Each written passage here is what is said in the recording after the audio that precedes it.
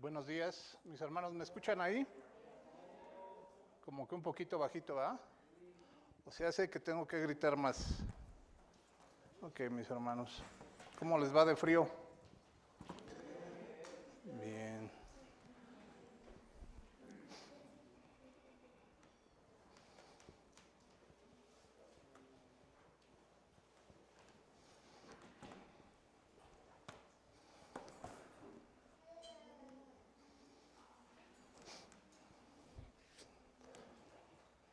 Ok, mis hermanos, muy buenos días. El día de hoy quisiera comenzar con una ilustración, con una historia que sucedió en esta pandemia que acabamos y seguimos pasando. La pandemia, o más bien la historia, cuenta de una persona de 65 años de edad que empezó a sentirse un poquito mal, empezó a tener problemas para respirar, así que inmediatamente fue al doctor.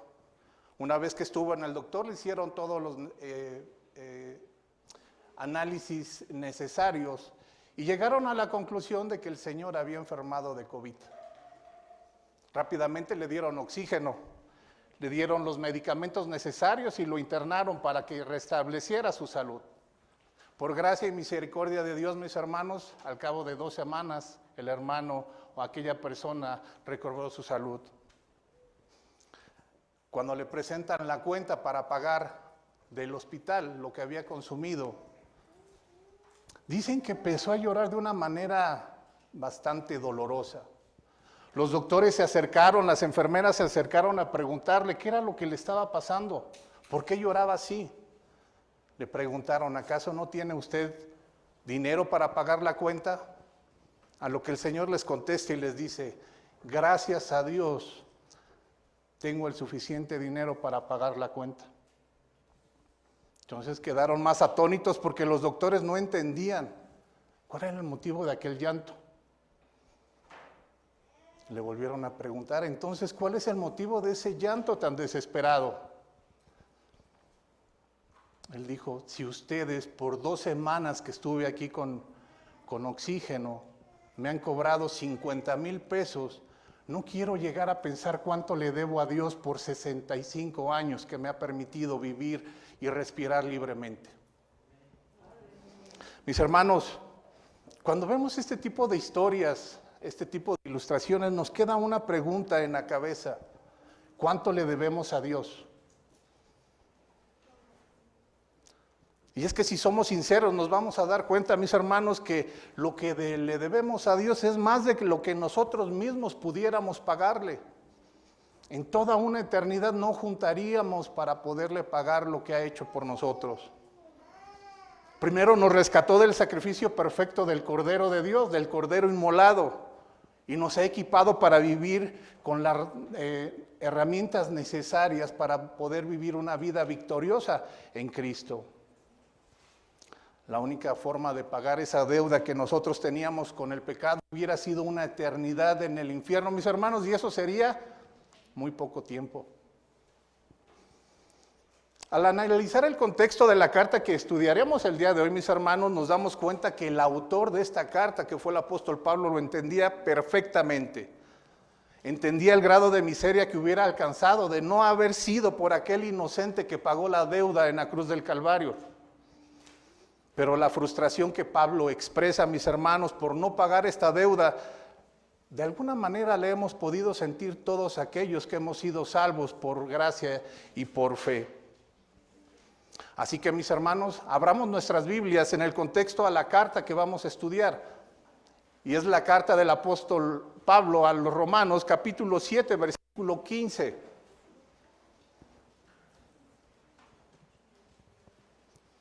Unos versículos un poco difíciles a veces de leer porque pareciera ser un poquito trabalenguas. Romanos 7, versículo 15.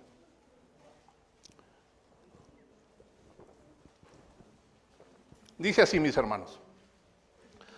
Porque lo que hago no lo entiendo, porque no practico lo que quiero hacer, sino lo que aborrezco, eso hago.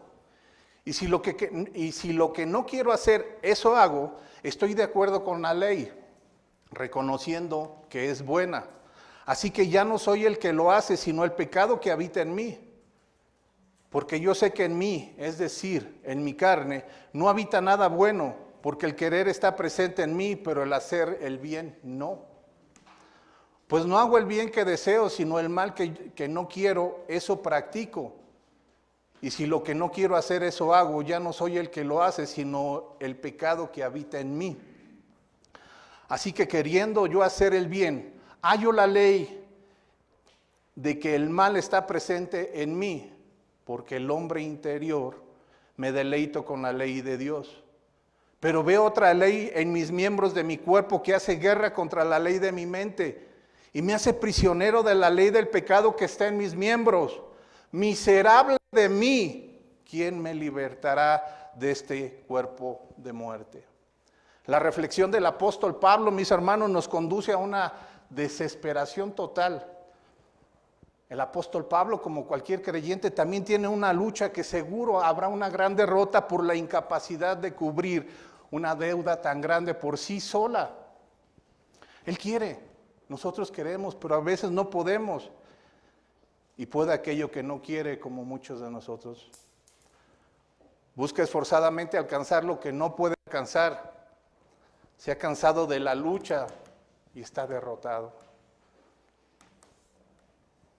Ama las leyes de Dios, las considera perfectas, pero todavía sigue haciendo lo malo.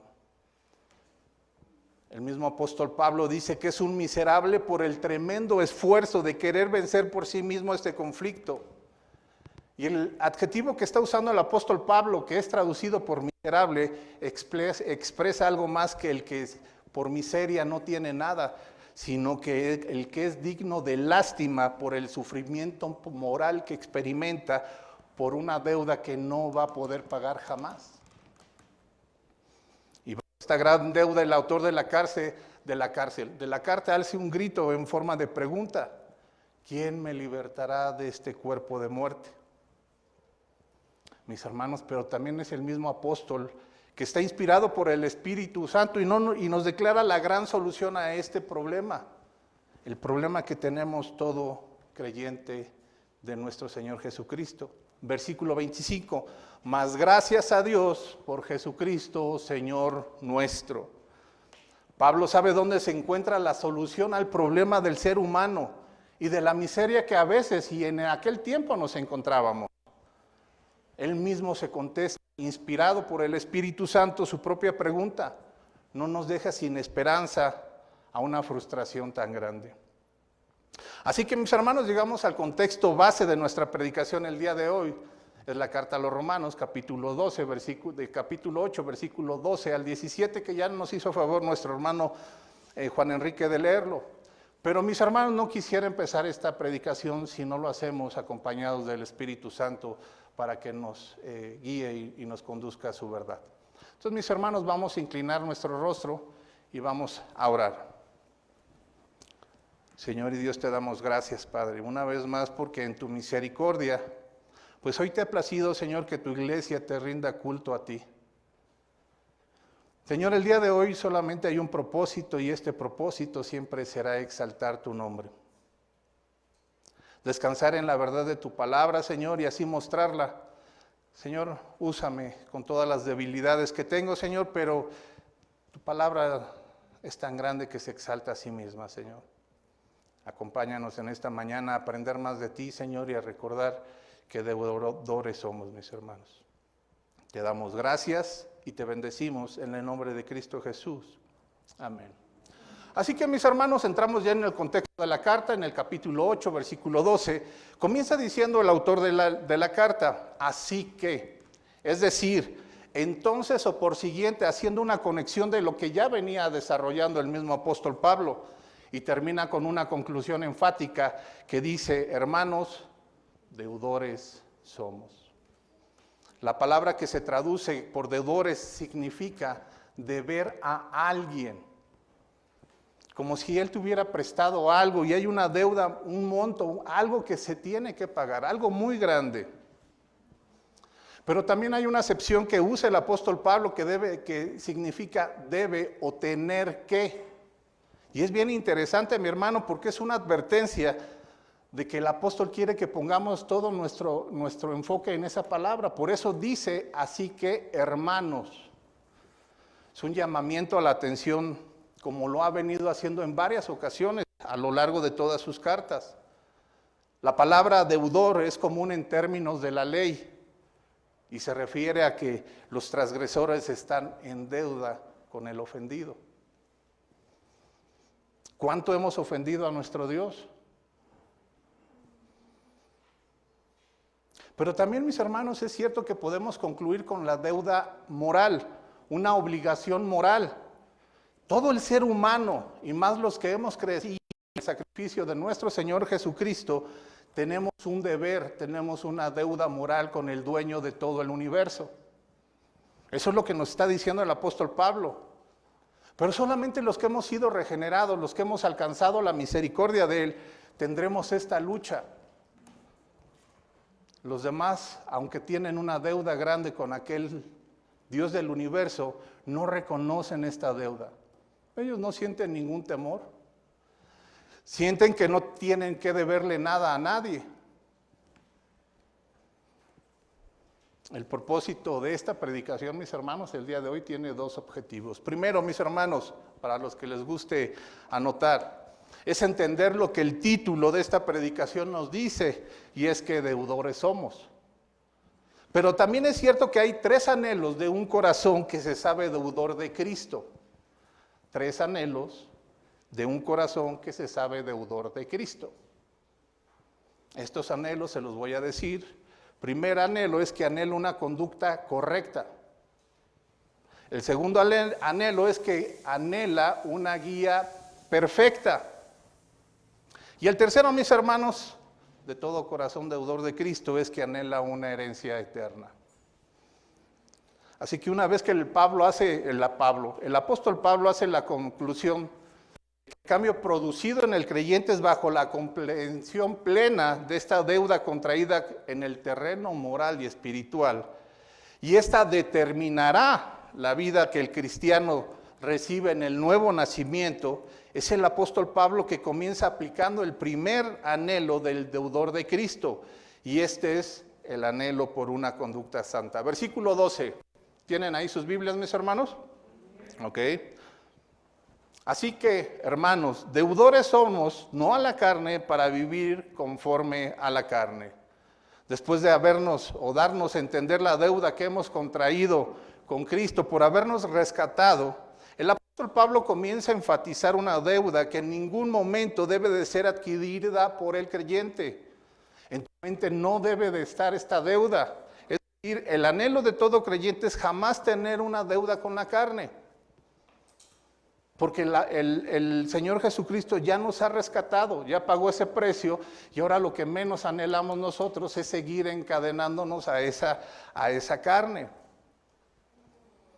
Bien pudiera haberse explicado que el creyente no es un deudor de la carne para sentirse obligado a vivir como su gadarena gana le dé. No es posible. La frase que está usando el apóstol Pablo de no a la carne aquí es un sinónimo de un mundo que nos esclaviza en el pecado y que el creyente vivía en otro tiempo y que se conformaba a esta vida. Pero gracias a Cristo ha quedado sin poder por la liberación producida por el Espíritu Santo que tenemos nosotros. Somos libres, mis hermanos, para no vivir conforme a la carne. Somos libres. Ya no tenemos una deuda con la carne para estar al servicio de ella.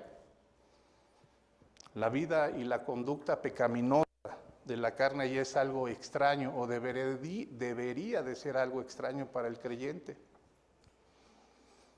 En todo momento en las Escrituras, mis hermanos, se está exhortando a que realmente se libere de esta carga, de esta deuda, dejando de practicar obviamente las propias obras de la carne. Ningún cristiano está obligado a servir a la carne para vivir conforme a ella. Abran sus Biblias, mis hermanos, en la carta a los Gálatas, capítulo 5, versículo 19 al 21. Gálatas 5, versículo 19 al 21.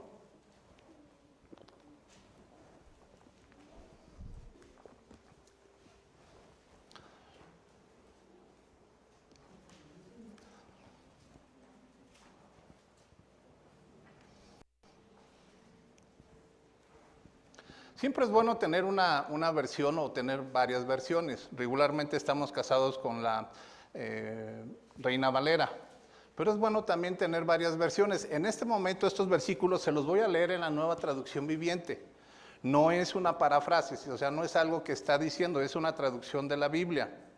Y dice así, capítulo 5 de la carta a los Gálatas, versículos 19 al 21.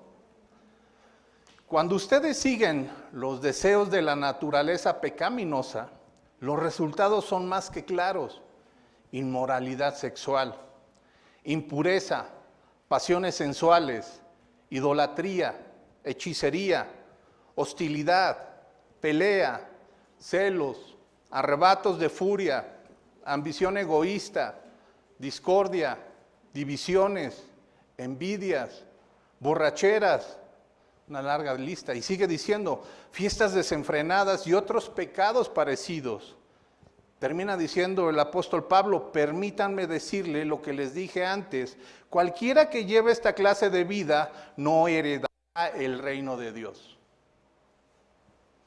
El énfasis principal del apóstol Pablo en esta sección es que si confiamos en nuestro propio esfuerzo, mis hermanos, solo podremos producir frutos que no van a agradar a Dios en ningún momento. Pablo se refiere a las acciones y obras que realizamos por propia cuenta, por nosotros mismos. Pablo está señalando la realidad de que nosotros o nuestros mejores esfuerzos nos cierran la puerta del reino de Dios porque no pueden santificar ni salvar. En realidad, tanto la salvación como la santificación, lo hemos estudiado enormemente, son obras del Espíritu de Dios que vive dentro de sus hijos. No es el resultado de las obras nuestras, para nada. Así que comienza diciendo el apóstol Pablo en el versículo 13 de la carta a los Romanos, capítulo 8. Vamos a nuestro texto base. Romanos 8:13 dice, porque si vives conforme a la carne, habréis de morir. El apóstol enfatiza las dos formas posibles de vida para un creyente y las posibles consecuencias que va a tener. Por un lado está la de aquellos que se dejan influenciar por la carne y sus obras, cuya consecuencia obviamente es muerte.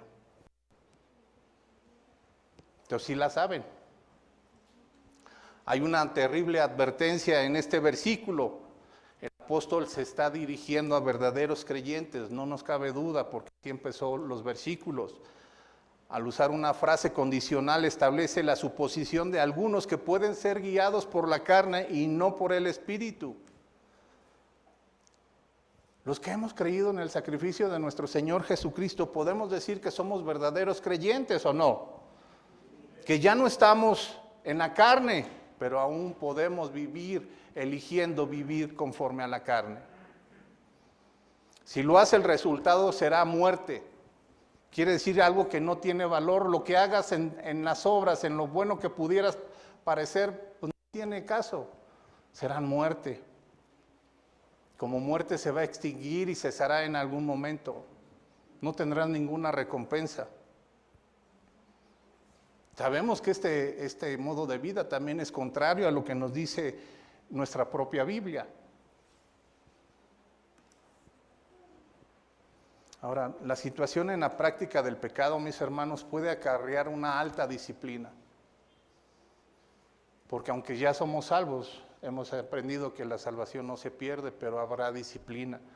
Y en muchas veces pudiera ser el caso de que es la misma disciplina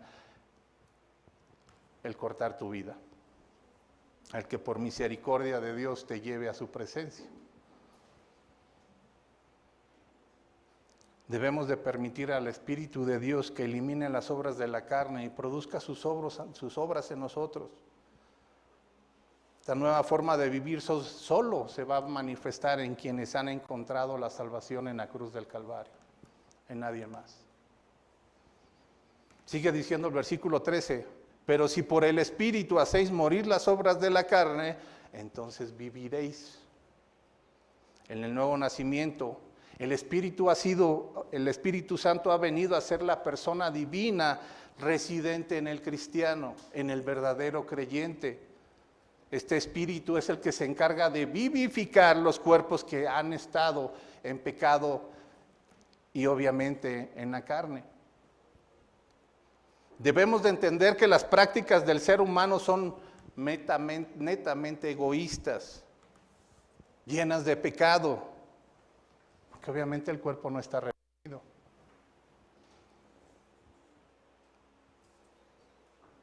Debemos de entender lo que la misma Biblia nos dice, o que el rey Salomón nos decía, que él no había negado nada a sus ojos, le había dado absolutamente todo y las consecuencias fueron graves. Si nosotros damos al cuerpo total gobierno, pues obviamente sería algo desastroso para nosotros mismos, porque no hay un control en él, mis hermanos. El pecado, la carne, mis hermanos, no tiene ningún gobierno en sí mismo, porque el pecado nos lleva a la muerte y a la separación de toda la santidad.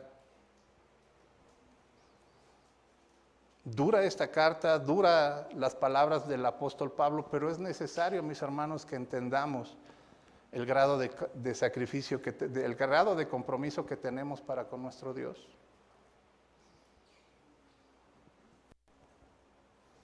Aunque nosotros tenemos, es cierto, mis hermanos, ciertas necesidades, pero si esas necesidades que son válidas, como el comer, como el dormir, las dejamos que sean gobernadas o que permitan que nos gobiernen, pues obviamente va a tener control sobre todos nosotros. Lo que ya le había dicho el autor del mismo capítulo, en el capítulo 6, versículo 12, vamos para allá, mis hermanos.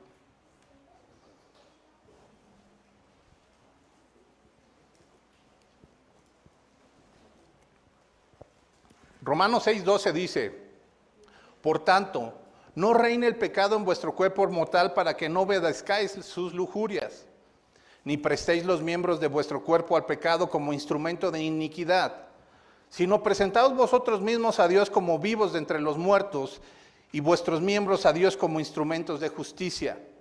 Porque el pecado no tendrá dominio sobre vosotros, pues no estáis bajo la ley, sino bajo la gracia.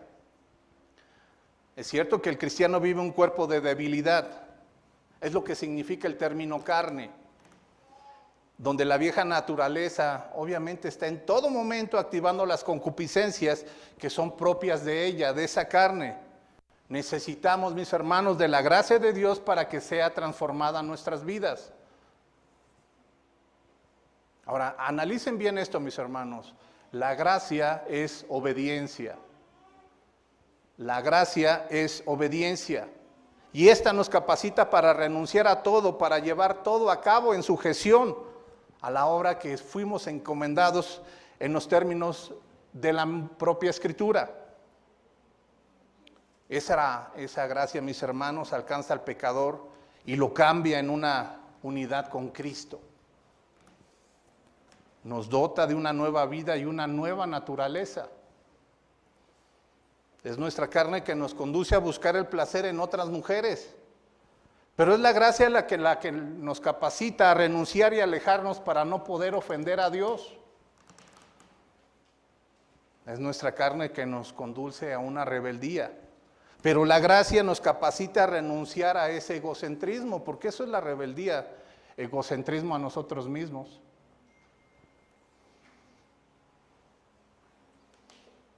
Cuando uno se rinde, mis hermanos, a los deseos naturales por voluntad propia, es decir, a los deseos de mentir, de robar, de adulterar, y que está con nuestra autorización, el pecado usa los deseos de este cuerpo para asegurar su poder y establecer su reino en nosotros. Así de grave es.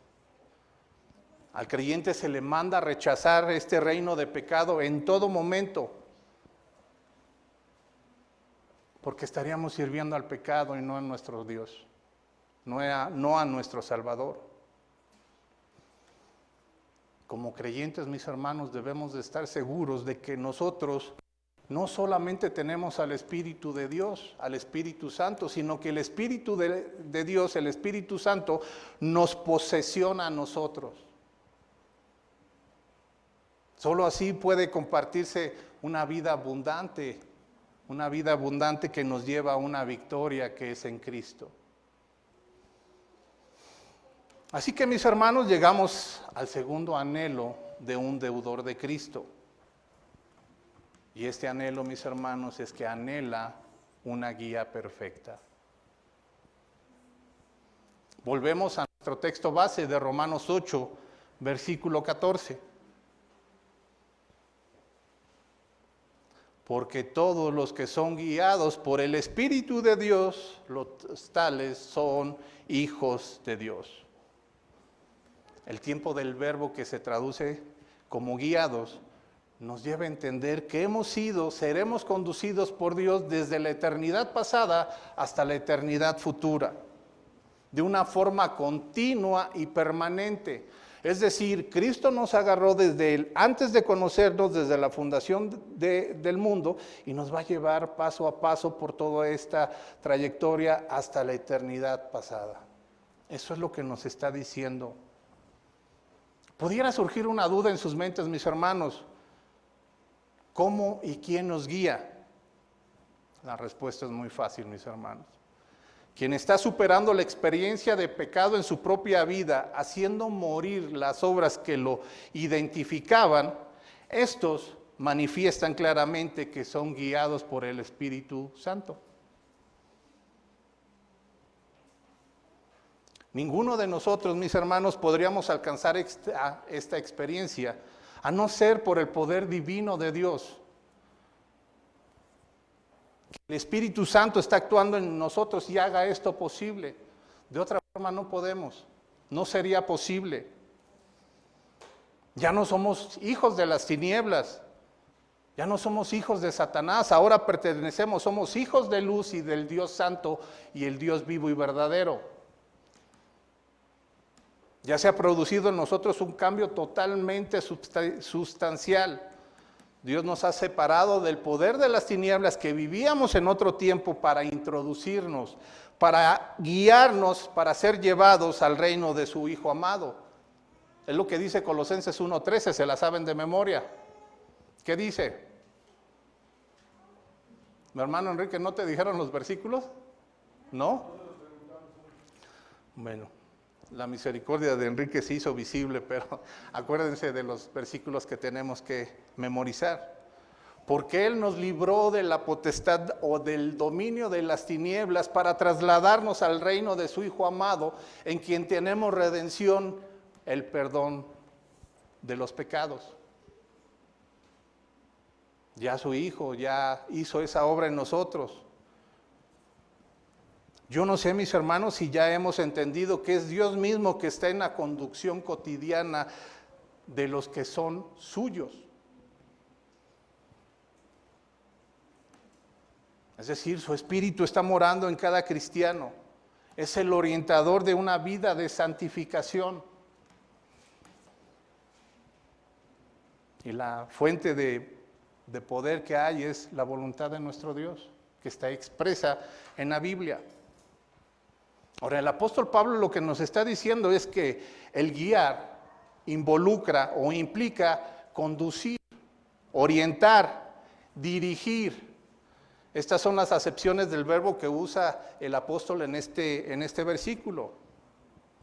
La conducción, la orientación y la dirección del Espíritu nos lleva a esa santificación, mis hermanos. Es una influencia activa y constante en la vida del creyente, conduciéndonos a una experiencia de victoria sobre el pecado. Qué interesante. Obviamente los hijos de Dios, mis hermanos, siempre van a manifestar su identidad. Es el Espíritu quien, operando en los hijos de Dios, hace posible que obedezcamos lo que el Padre ha determinado como modo de vida santa y correcta del creyente en la esfera de un nuevo pacto. Lo dijo en el profeta Ezequiel, capítulo 36, 26 y 27. Así que, mis hermanos, les voy a pedir de favor que al encontrarlos pongan sobre sus pies y le vamos a dar lectura a todos juntos. Ezequiel capítulo 36, versículo 26 y 27.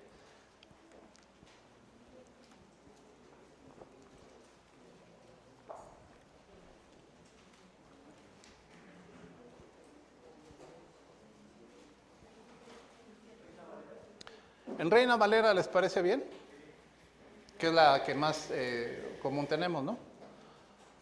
Porque yo la traía en Nueva Traducción Viviente, pero pues como que no, pero bueno. Así que mis hermanos, por favor. ¿Ya la tienen? Ok. Versículo 36 dice. No, mis hermanos, pero íbamos a decir todos. Me dejan morir solo. A ver, versículo 36. Digo, bueno, pues se fue el pastor, pero es su púlpito y la dislexia nos la pasamos como si nada. Ezequiel 36, versículo 26, perdón. Versículo 26 dice.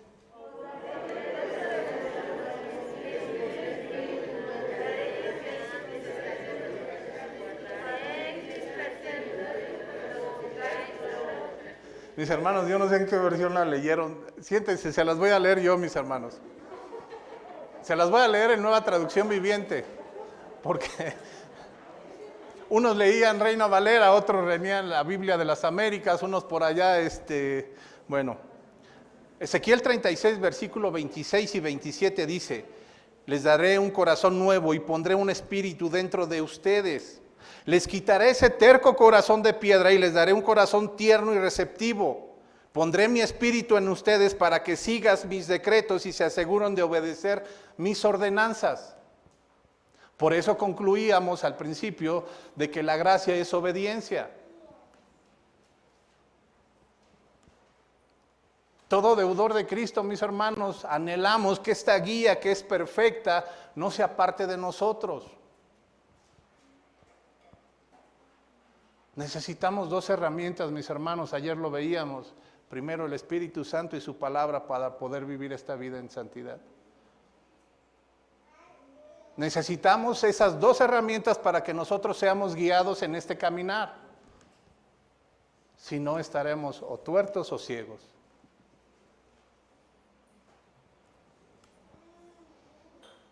Versículo 15, mis hermanos, de la carta del apóstol Pablo a los romanos, en el capítulo 8.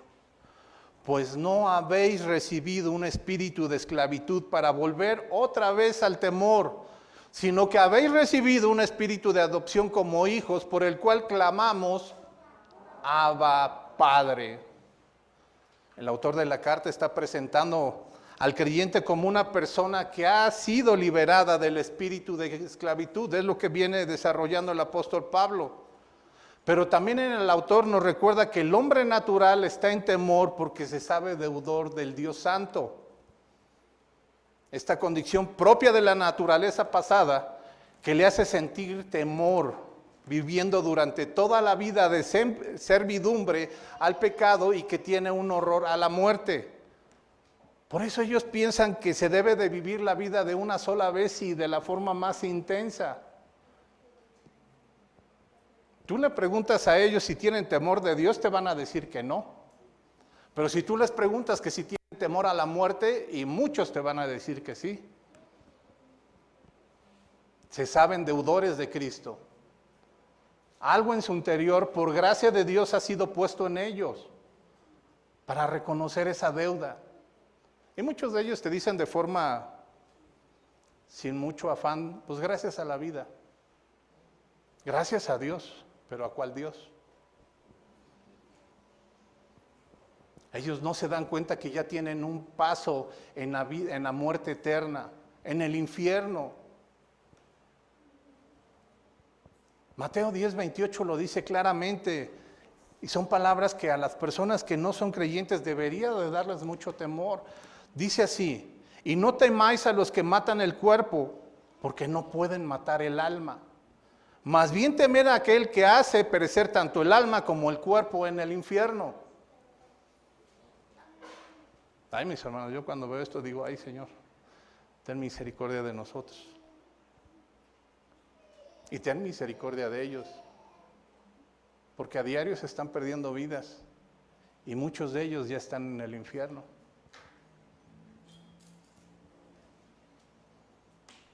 Desgraciadamente dentro de estas personas hay personas que pues realmente amamos, que pueden ser hijos, pueden ser padres, hermanos, esposa. Por eso la necesidad de estar orando en todo momento, siendo testimonio de lo que Dios ha hecho con nosotros y predicándoles el Evangelio, por si Dios tiene misericordia de ellos. Ahora, analicemos este versículo 15, mis hermanos, y lo vuelvo a repetir. Pues no habéis recibido el espíritu de esclavitud para volver otra vez al temor. ¿Qué quiere decir con otra vez? ¿O qué es lo que el apóstol Pablo se está refiriendo con esta palabra de otra vez? Ya sabemos que el cristiano, bueno, son clientes, ¿no? No. Sabemos que el creyente está libre del pecado y de toda condenación. Es lo que a versículos anteriores había diciendo. No hay mayor condenación para los que están en Cristo Jesús. Porque comprendemos que totalmente ahora, por medio de la cruz, Cristo nos ha dado paz para con Dios. Y no tenemos ya ninguna condenación. Antes estábamos perdidos. No había esperanza de una vida eterna. Yo no sé ustedes, pero yo tenía un pavor a la muerte. Y yo creo que ustedes también. Porque muchos de ustedes todavía la siguen teniendo, o la tenemos, todavía seguimos teniéndola. Nos daba mucha ansiedad, incertidumbre pensar en el día de mañana. En nuestra antigua condición el temor era el principal motor de todo. Había una condenación en este pecado y obviamente nos hacía falta tener paz para con el Dios justo y misericordioso y amoroso que la Biblia nos dice.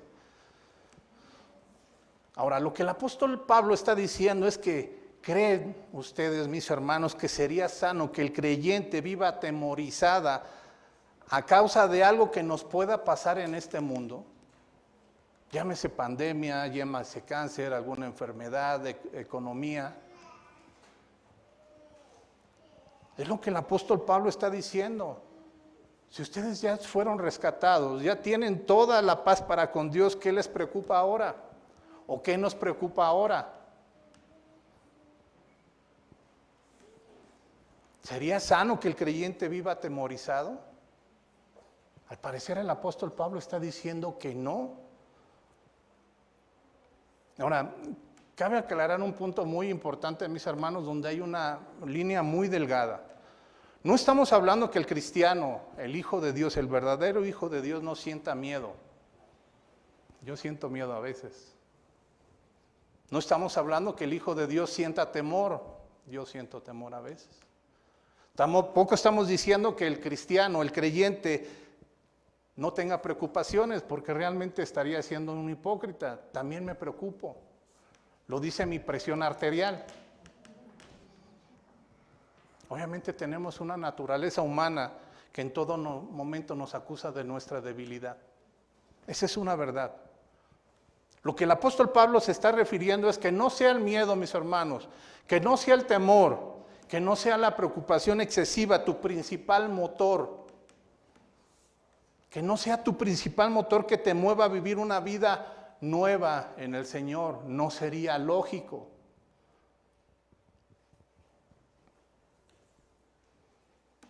Te preguntarás por qué. El mismo texto contesta, versículo 15 de la misma carta a los Romanos. Sino que habéis recibido el espíritu de adopción como hijos.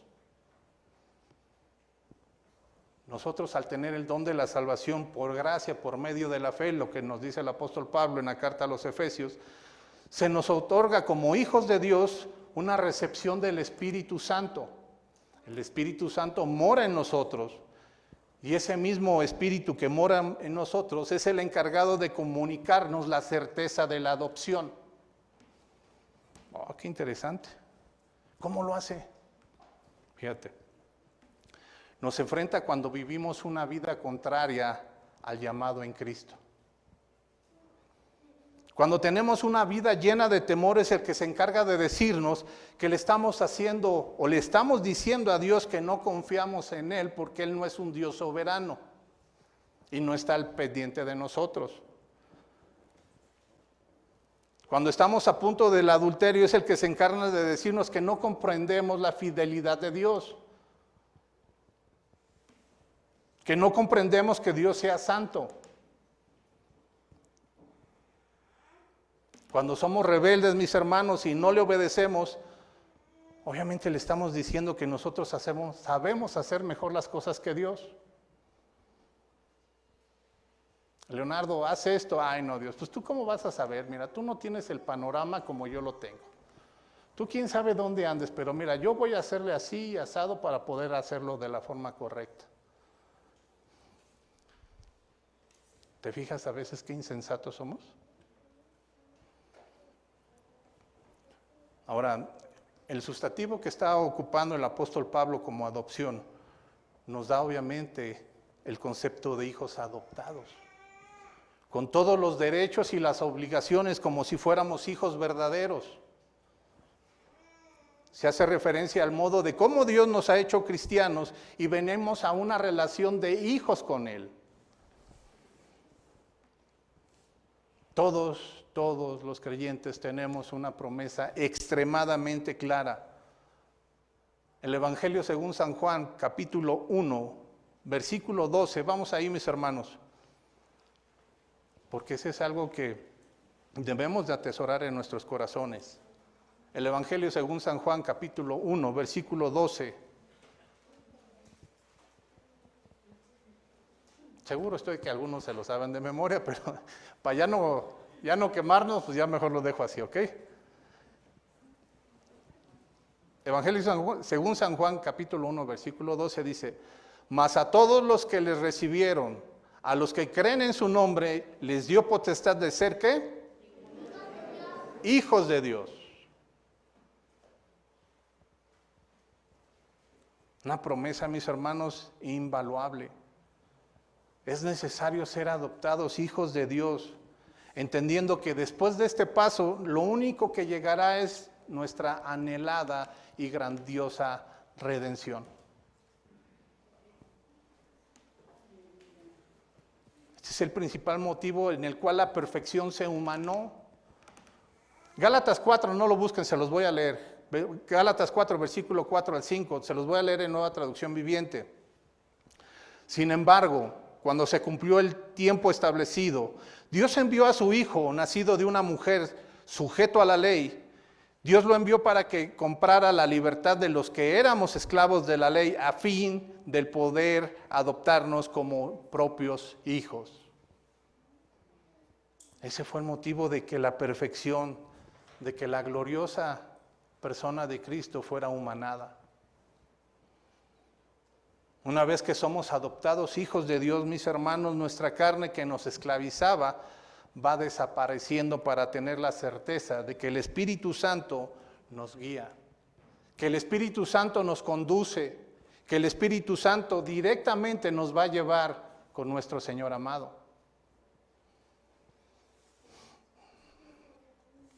Obviamente es la posición de hijos adoptados en el contexto de la carta quien tiene todos los derechos de esta condición y los puede ejercer libremente.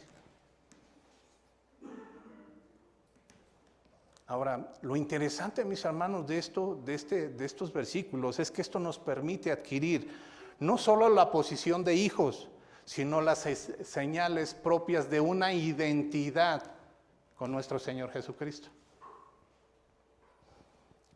Analicemos, voy a poner de ejemplo a mi hermano Gio, pequeñito Gio. Los que hemos estado un poquito más cerca nos damos cuenta de que está agarrando unas mañas igualitas a las de mi hermano. Bueno, no mañas, unos modos, perdón mi hermano, no va a decir, pues ¿cuáles mañas? No, algunos modos, algunas actitudes. ¿Por qué? Porque ya hay una identidad con su Padre. De la misma forma el cristiano debe de tener esa identidad con su Dios, con su Padre eterno. No es posible que seamos hijos del rey y nos comportamos como un niño berrinchudo. Está fuera de sí. No es posible. Es el Hijo, mis hermanos, el que habla con su Padre. Y no solo habla, sino que también puede decirle, Abba Padre. Donde hemos entendido que el clamar literalmente significa gritar en voz alta, Abba Padre. En medio de las dificultades es el cristiano donde clama a su Dios, a su papá. Nuestro Señor Jesucristo nos dejó esa enseñanza. Marcos 14:36 dice, y decía, Abba Padre, para ti todas las cosas son posibles, aparta de mí esta copa, pero que no seas lo que yo quiero, sino lo que tú quieras. Ahora, ¿por qué el nombre de Abba? Hemos entendido muchas cosas, pero la verdad es que es un término arameo utilizado especialmente en el entorno familiar para hablar al padre o dirigirse a él. Algunos estudiosos o de los que dicen que saben, dicen que Abba significa Padre mío, o en plural, Padre nuestro. Abba nace del lenguaje infantil propio del arameo que se usaba en la región de Palestina en los tiempos de Jesús. Ahora, lo interesante, mis hermanos, es que en las oraciones judías no aparece ninguna en que alguien se dirigiera a Dios con la palabra Abba. No existe en el Antiguo Testamento. E incluso se evita conscientemente este término para hablar a Dios. El término es un término infantil que no implica para nada falta de respeto al Padre, sino una expresión de confianza y dependencia propia de un niño pequeño hacia su Padre. Ahora, nos causa mucha sorpresa por qué nuestro Señor Jesucristo se dirigía al Padre Eterno de esta forma. Si en el Antiguo Testamento no estaba, pero Él se dirige con esta palabra, Abba Padre. Lo único que podemos concluir, mis hermanos, es que nuestro Señor nos está poniendo de manifiesto la relación de amor con nuestro Padre Celestial que tiene en relación con sus hijos. De la misma dependencia y ternura de los pequeños. De los pequeños de 8 meses, 10 meses, porque ahora ya son muy rebeldes, mis hermanos. Nosotros como hijos de Dios nos debemos de dirigir a nuestro Dios con todo respeto. Pero también está escrito que podemos dirigirnos con la confianza y el amor que tu propio pequeño se dirige hacia ti. Hoy, gracias a la cruz del Calvario, mis hermanos, tenemos la gloriosa realidad de una intimidad personal con el Dios creador de todo el universo. Versículo 16, mis hermanos. El Espíritu mismo da testimonio a nuestro espíritu de que somos hijos de Dios. En el contexto de la carta, el proceso de adopción obviamente involucraba varios y diversos procedimientos legales que sabían que se tenían que seguir. El primer paso de esta adopción es que se rompía por completo la relación legal y social del niño en su vida pasada con su familia natural, se rompía completamente, no existía. El segundo paso se le colocaba de una manera permanente en su nueva familia. Además de todas las deudas y obligaciones que habían sido contraídas, eran totalmente erradicadas, como si nunca hubieran existido. Y el tercer paso para que esta transacción tuviera fuerza obligatoria de ley, mis hermanos, también requería la presencia de 7 testigos de muy buena reputación. ¿Para qué? Pues obviamente para que pudieran testificar si llegara a ser necesario en contra de cualquier impugnación de la adopción tras la muerte del padre. Había testigos. De la misma forma que los testigos de una adopción romana tenían la responsabilidad de testificar acerca de su validez y eso, mis hermanos. De esa misma forma, el Espíritu Santo, mis hermanos, que mora en nosotros, está presente constantemente para suministrar su testimonio en nuestra adopción divina. De esa misma forma. Es decir, cuando hacemos una obra movida por el amor de Dios, cuando sentimos odio hacia el pecado, cuando rechazamos lo que el mundo nos está enseñando, cuando anhelamos más la palabra de Dios, cuando amamos más a nuestros hermanos, cuando amamos más a nuestra esposa, cuando damos testimonio de integridad ante nuestros hijos, cuando nos avergonzamos de nuestro carácter débil, cuando queremos ser más parecidos a Cristo, es aquí donde el Espíritu Santo está testificando que realmente somos hijos de Dios. Da la validez legal de que hemos sido adoptados por Él. Ahora ponme mucha atención, mi hermano. Este versículo nos tiene que recordar que cuando el mundo, o nosotros mismos, u otros cristianos pongan en duda si es verdad que somos salvos, siempre el Espíritu que mora en nosotros testificará si es que realmente somos hijos de Dios o no.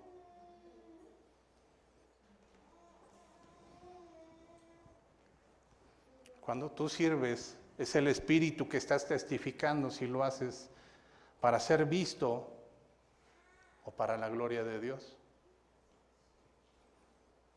Es el Espíritu que vivifica y que testifica si en verdad anhelamos a nuestro Dios o solo tenemos una religión. Es el Espíritu Santo que está testificando que si llevamos una vida correcta en nuestros hogares o simplemente estamos viviendo una hipocresía.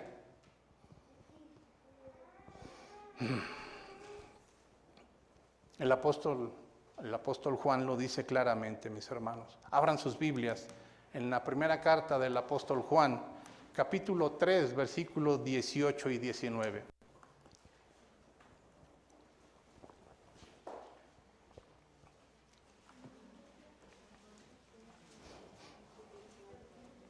¿Ya lo tienen, mis hermanos? Se los voy a leer otra vez en Nueva Traducción Viviente. Porque si les digo que me lo lean, pues cada quien va a rezar lo que quiera. Primera de Juan, capítulo 3, versículos 18 y 19 de Nueva Traducción Viviente, dice lo siguiente. Queridos hijos, que nuestro amor no sea solo en palabras, mostremos la verdad por medio de nuestras acciones. Nuestras acciones demostrarán que pertenecemos a la verdad. Entonces estaremos confiados cuando estemos delante de Él. Yo no sé cómo te imaginas, mi hermano, cuando estemos delante de Él, como decía aquella canción. ¿Cómo será el estar delante de nuestro Dios? No sé. No sé, mis hermanos.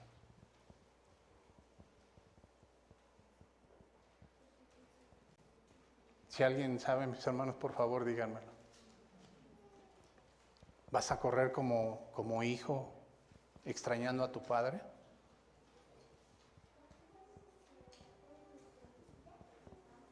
¿Vas a caer de rodillas delante de Él? No sé, mis hermanos, son preguntas que mi mente todavía no logra comprenderlo.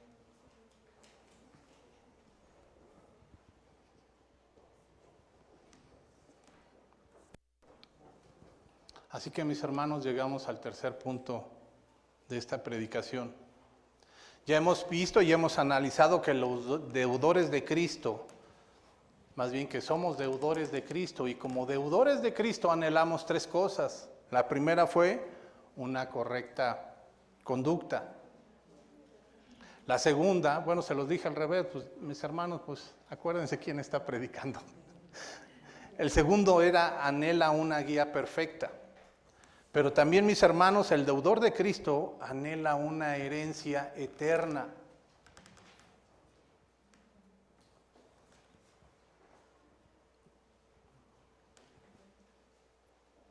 Versículo 17, mis hermanos.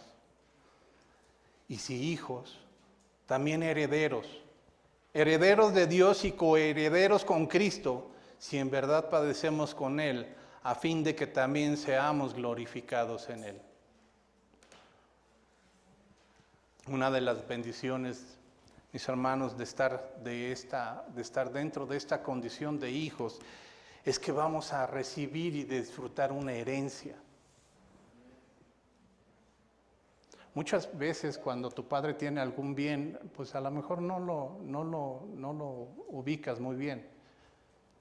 Si es mucha lana, pues gloria a Dios. Cuando se muera, pues a lo mejor dirás, pues gloria a Dios tendré esa, ¿no? Gloria a Dios, ¿no? No sé. Pero yo nunca he recibido una herencia a mis hermanos. Gracias a Dios mis padres todavía están vivos. Muertos en sus delitos y pecados, pero bueno, a fin de cuentas vivos, y mientras estén vivos hay esperanza. Pero una de las bendiciones de poder ser hijo es que vas a poder recibir una herencia. Es por la condición de hijos, mis hermanos, que hemos llegado a ser herederos de todas las riquezas de nuestro Padre eterno. Ahora sería bueno, ¿les parece bien que recordemos las partes de un testamento? El apóstol Pablo está diciendo todo el contexto de lo que nos está hablando. Sabemos que dentro de un testamento hay un testador, es decir, la persona que tiene la posesión, que ganó todos esos bienes, el dueño de todas estas riquezas. Ese es el testador, el dueño de todos los bienes que posee. Pero también hay un receptor de la herencia, y estos son los hijos o los que han sido adoptados como hijos de Dios. Ya tenemos un testador, ya tenemos a un receptor y nos falta la herencia, que son los conjuntos de bienes a que vamos a poseer o que en algún momento serán de nosotros. En el caso, fíjate, tan interesante es esto, que en el caso del texto las respuestas son de lo más alentadoras. Cuando un testador o cuando una persona o un padre muere, quiere decir que su herencia es limitada. Si hiciste bien, pues ya te la gastaste, pero no se va a renovar, al menos de que la sepas utilizar bien. Pero tiene una limitación. Una vez que se acaba, mis hermanos, ya no puedes añadir nada. Ya no puedes llegar con el notario y decirle, ahora dame otra herencia porque ya me acabé la que tengo. Pues realmente no es cierto. Pero el testador que tiene Pablo en mente, mis hermanos, existe y está vivo. Desde la eternidad pasada hasta la eternidad futura nunca va a morir. Por consiguiente, nuestra herencia no se va a acabar, será eterna. Ni siquiera va a disminuir. Es un Dios bondadoso. Este testador o este dueño de esa herencia es rico. No solamente es cierto que toda la plata y el oro son suyos, como lo dijo Ageos 2:8, sino que es dueño de todo animal y del ganado de las 1000 colinas. Lo dicen los salmos. Y es un hecho, mis hermanos, que esta herencia todavía no puede ser ni cuantificada. Es un Dios enorme. Este testador es grandemente generoso y desinteresado. Lo único que quiere es que pongamos toda nuestra confianza y nuestro amor en Él. Sabemos el texto base de memoria, Juan 3:16. Porque de tal manera amó Dios al mundo. No hay una forma de cuantificar ese amor.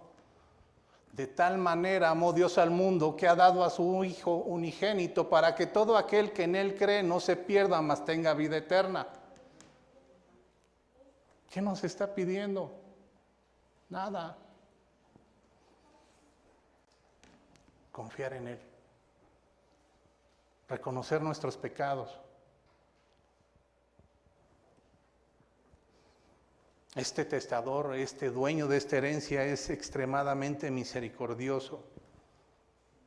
Tanto que en aquel futuro, el día que nosotros podamos tomar posesión de esa herencia, lo diríamos como dice el salmista en el capítulo 16, versículo 6. Las cuerdas cayeron para mí en lugares agradables. En verdad mi herencia es hermosa para mí.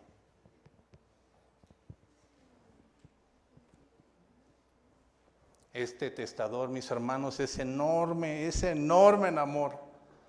No existe forma de que alguien diga que Dios no tiene amor. Dios no ha manifestado su amor, nos ha manifestado su amor para con todo el mundo. Escuchen lo que dice la primera carta del apóstol Juan. Es más, vamos ahí, mis hermanos. La primera carta del apóstol Juan, capítulo 3, versículo 1.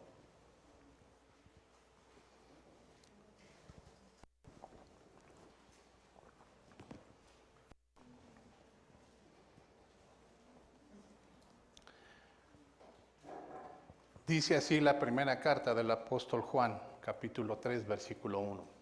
Mirad cuán gran amor nos ha otorgado el Padre, para que seamos llamados hijos de Dios, y eso somos. Por esto el mundo no los conoce, porque no le conoció a Él. Ahora, mis hermanos, ya el texto nos ha aclarado quién es el testador, y no es otra persona que el Dios de la creación, el dueño del universo, nuestro Padre eterno. Y que la herencia, o más bien que los receptores de la herencia, han sido los que han sido adoptados, hijos de Dios. ¿Cierto? ¿Y la herencia, pa?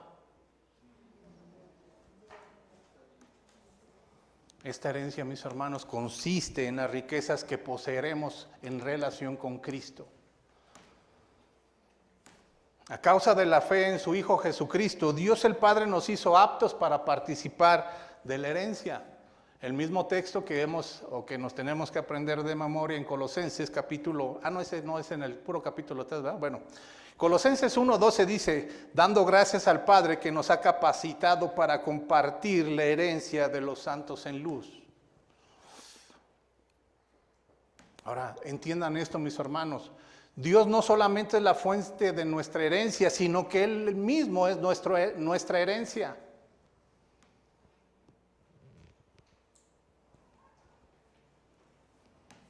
El salmista en el Salmo 73, decía, ¿a quién tengo en los cielos si no es a ti? Y aparte de ti, a nadie quiero. El mismo profeta en Lamentaciones capítulo 3, 24, mi porción es Jehová, dijo mi alma, por tanto en él esperaré. El apóstol Juan, cuando estuvo desterrado en la isla de Patmos, dice, oí una gran voz del cielo que decía, he aquí el tabernáculo de Dios con los hombres, y Él morará con ellos, y ellos serán su pueblo, y Dios mismo estará con ellos como su Dios.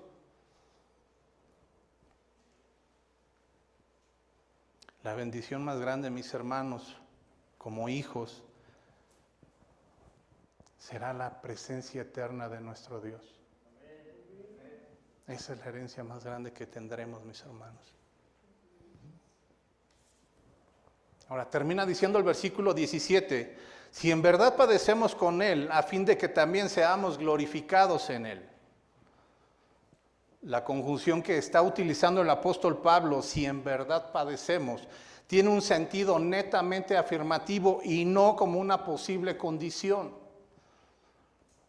No hay nada que podamos añadir a nuestra salvación, mis hermanos, solo el pecado que ya Cristo nos rescató.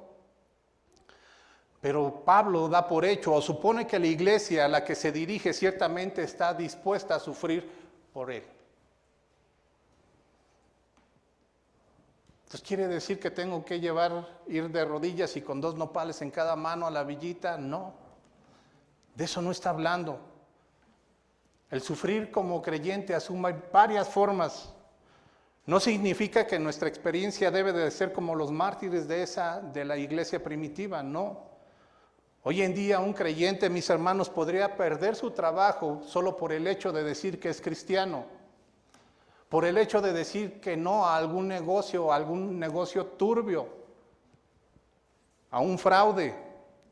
Hoy en día un joven puede sufrir cuando honra la palabra de Dios, cuando le dice a sus compañeros que no está de acuerdo en el aborto porque es abominación delante de Dios y no se permite.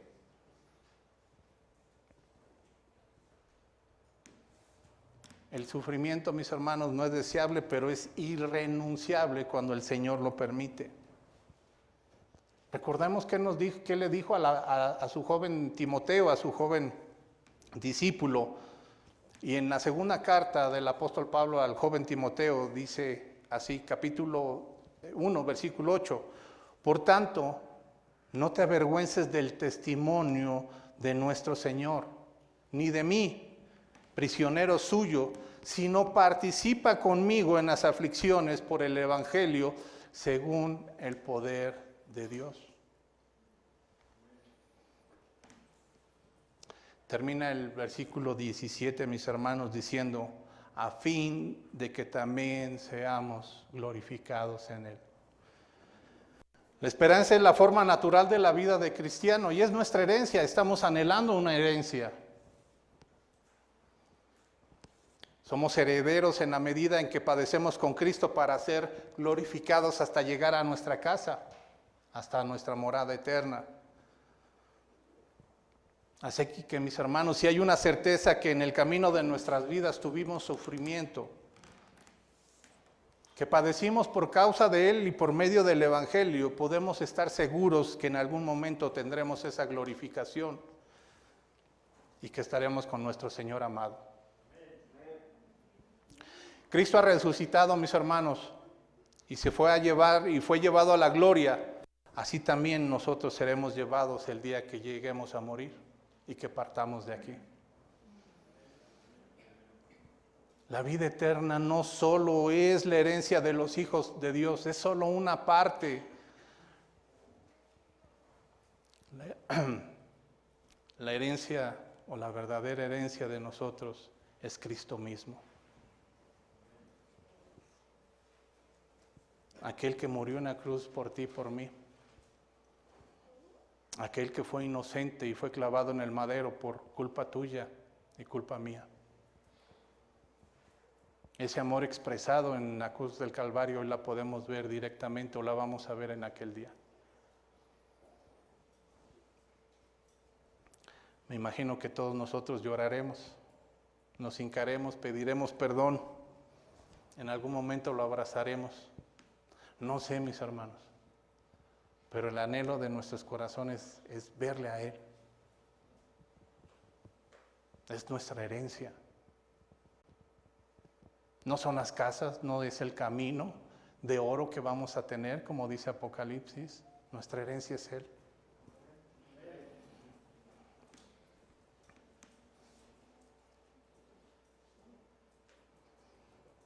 En el momento presente, cada cristiano considera, mis hermanos, la gloria que disfrutará. Y solamente anhelamos esta realidad. Primera de Juan 3:12 dice, amados, ahora somos hijos de Dios. Y aún no se ha manifestado lo que habremos de ser. Pero sabemos que cuando Él se manifieste, seremos semejantes a Él porque le veremos tal como es. Quien es de Cristo, mis hermanos, tiene la seguridad de que será glorificado en Cristo en su venida. Mientras tanto, mis hermanos, sufriremos porque las tribulaciones que tengamos en este mundo serán leves y serán pasajeros.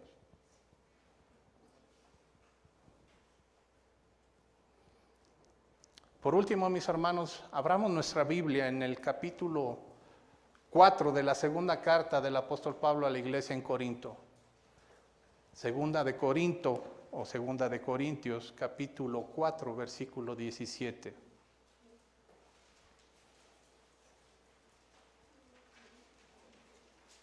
Segunda carta a los Corintios, capítulo 4, versículo 17. Pues esta aflicción leve y pasajera nos produce un eterno peso de gloria que sobrepasa toda comparación, al no poner nuestra vista en las cosas que se ven, sino en las que no se ven, porque las cosas que no se ven son temporales, pero las que no se ven son eternas, y nuestra herencia, mis hermanos, es eterna. Amén. Mis hermanos, en conclusión, como deudores de Cristo vimos y anhelamos tres cosas: una conducta correcta, una guía perfecta y una herencia eterna. El anhelo de nuestro corazón es buscar en todo momento a aquel que pagó la deuda por nosotros y vivir eternamente agradecidos por su amor inmerecido. el disfrutar de ser hijos de Dios y que aparte de ser hijos de Dios somos amados de Dios. Así que mis hermanos, platiquemos a todo aquel que nos pida razón de la esperanza que tenemos, que fue Cristo el que nos rescató y que ahora deudores somos de Dios. Amén. Inclinemos nuestro rostro, mis hermanos. Señor y Dios, te damos gracias una vez más, Padre, por la deuda tan grande que teníamos con el pecado y que tú, por tu misericordia y gracia, la pagaste totalmente. En la cruz del Calvario dijiste, consumado es, todo se pagó sin dejar deuda de un solo centavo. Señor, ¿cómo podremos pagarte esto? Solamente anhelando, Padre, el estar contigo, que tú seas nuestra herencia y que mientras tanto, Padre, pues nosotros participemos de las aflicciones de Cristo. Acompáñanos, Padre, en esta semana a seguir aprendiendo y haciendo conciencia de la deuda tan grande que tú pagaste. Sabiendo, Padre, que tu amor y tu misericordia fueron puestos en la cruz del Calvario por nuestro Señor Jesucristo. Acompáñanos en esta semana, Señor, a seguir trabajando y a seguir dando testimonio de lo que has hecho con nosotros, que somos deudores tuyos, Señor. Señor, te lo pedimos y rogamos en Cristo Jesús. Amén.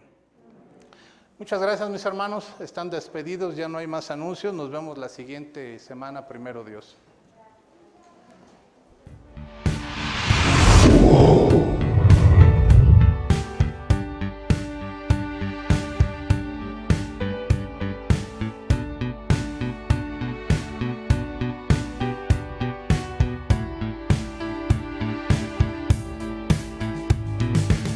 Nuestro refugio y fortaleza ser, y pronto auxilio en la tribulación.